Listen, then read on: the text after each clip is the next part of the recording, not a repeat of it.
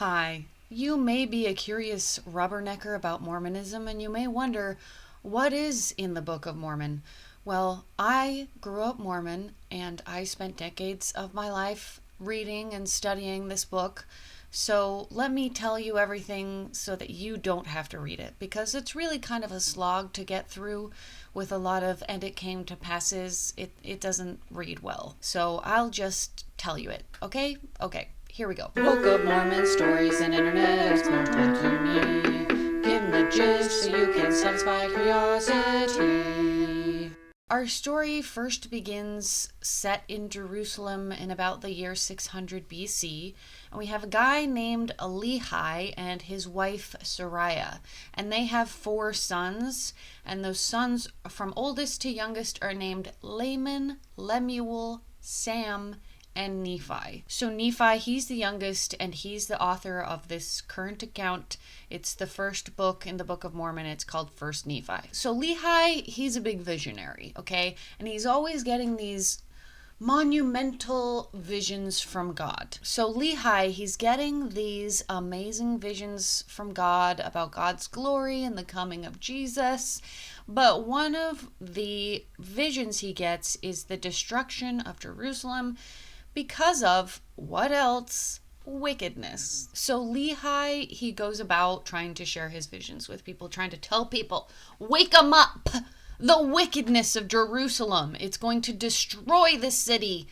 And people are like, ew, Lehi, stop. You're being too weird, okay? Leave us alone. Sir, this is a Wendy's. And Lehi takes this rejection in stride. It actually makes him feel strengthened, and he feels like, look, I'm so right. My vision is coming true.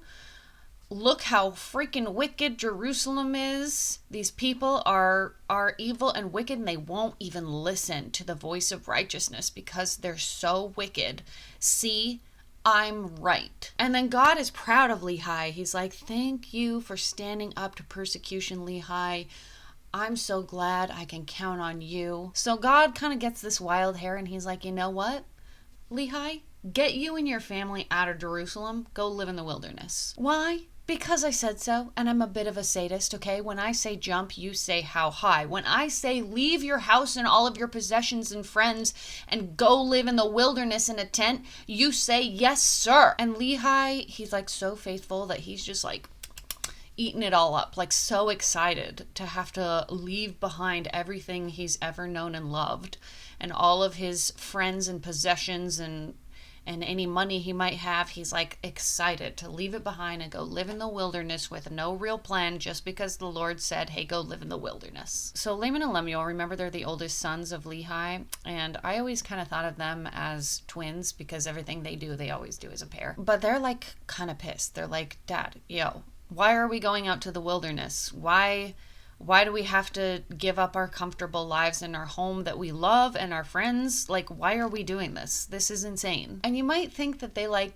kind of have a point, but instead they're held up as examples of wickedness, wicked people who just like murmur against the Lord and refuse to fall in line to the call of righteousness. And Lehi ends up having to give them a talking to, like, hey, I'm the patriarch of this family and you do what I say, capiche? So then God gets all in on it and he starts being like, hey, why can't you guys be more like your brother Nephi? Look at him, he's righteous. And if you keep on this path of wickedness, I'm going to just keep giving your younger brother a bunch of blessings, and you're going to have to watch your younger brother be blessed and lifted up to be more amazing and powerful than you. Okay, because I'm God and what I say goes. So they're finally all out there in the wilderness living in their little tents. And then God decides to pull another fast one. So God says to Lehi, hey, actually, you should send the boys back to Jerusalem because there's this guy named Laban who has these brass plates that I want you guys to go get. Okay, so send the boys out back to Jerusalem to go get these brass plates from Laban. Okay, no big deal. And this really doesn't go down well with Laman and Lemuel. They're like, WTF, why, what, why, what? But Nephi just gobbles it up. He's all excited to get a special mission from the Lord. So the 4 brothers travel back to Jerusalem And then they're all kind of sitting around outside Laban's house, and they're like, what should we do? And they decide to draw straws, and Laman and Lemuel get the short straw to have to just go in and ask Laban for the plates. So they go ask him, and Laban's like, you know what? No. And he throws them out. And then Laman and Lemuel go back to the other two, and they're like, this is dumb. Let's just go back home. But Nephi, of course, is like, no, we can't give up now, guys. So if God says we have to go get these plates from Laban, we're going to do it. So then he comes up with a plan of, hey, actually, let's go back to our old house and grab a bunch of our stuff and see if we can get Laban to trade us for the plates for it. Like maybe he just needs, something to motivate him. But that darn Laban, he decided to be a dirty little sneak about it, and he said no, and then he chased him out with his guards so that they had to leave all their stuff behind, and then he was all just like, finders keepers. So the brothers, they've all like run for their lives, and they finally find a place to hide from Laban's guards, and Laman and Lemuel are mad. They're like, Nephi, okay, you did this to us, and they start just wailing on him. And then an angel comes and intervenes and is like, whoa. Okay, guys, break it up. This time, if you go back and try one more time, okay, this time the Lord's going to actually make you successful. Which, I don't know, why the Lord would tell them to go do this and then not just grease the wheels the first time. Your guess is as good as mine. I don't know. So Nephi's all like, yes, I'm righteous and I want to get this done, and we've been commanded to do it, so I'm going to do it. And he goes back to Laban's house without any real plan or anything, and just kind of like marches on in there on blind faith. And he finds Laban just drunk off his ass. And then Nephi's like, well, hey, yo, this is kind of an opportunity here. So he takes Laban's sword and has a bit of an internal struggle, but he ends up cutting off Laban's head with the justification of the Lord made me do it because he said that it was better for Laban to die than for an entire nation to wither in disbelief. And then Nephi takes the clothes off of Laban's corpse to pose as Laban, despite what I'm sure is probably a rather bloody mess of clothing.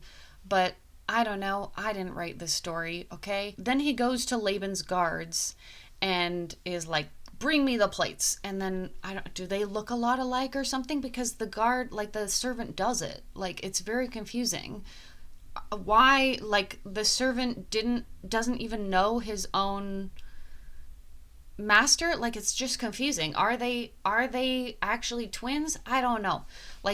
Maybe God put some kind of glamour on Nephi to fool everybody. I don't know. It doesn't make a lot of sense, okay? It really would have been better if Nephi just stripped drunk Laban naked. And it's also confusing because once again, Nephi would probably be pretty bloody, and wouldn't that be concerning? Wouldn't the servant be like, what happened? I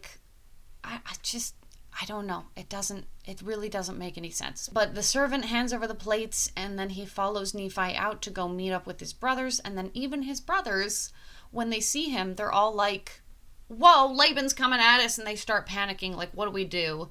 And then Nephi has to be like, hey guys, it's me. Which, again, what? How is Nephi a dead ringer for this man?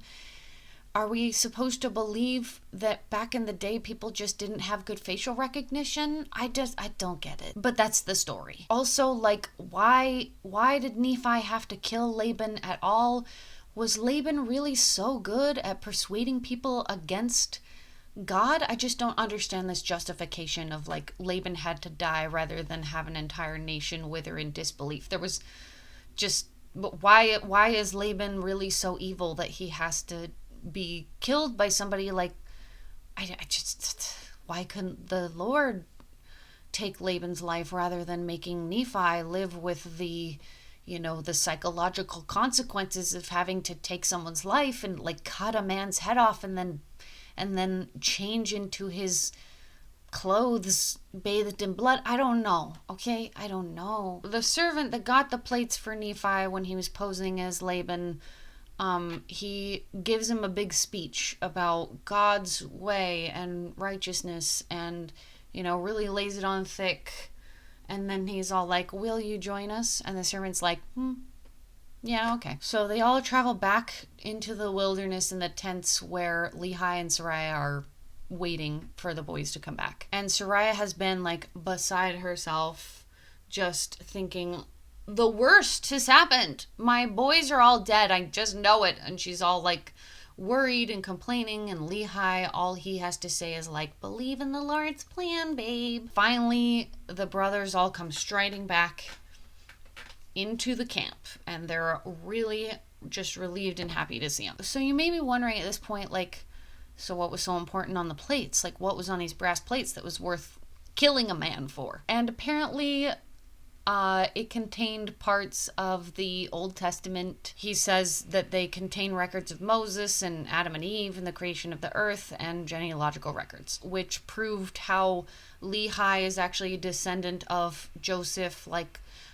Joseph from Joseph and the Technicolor Dreamcoat, that Joseph. But we don't really actually know what's on the plates. All Nephi says about it is like, the windows of the Lord were opened and they're so wonderful, important, blah, blah, blah. So you might think at this point that they're done making trips back to Jerusalem, but you'd be wrong. And God is like, you guys need wives. So like, go ask Ishmael's family, which I don't know, who is Ishmael? Where did he come from?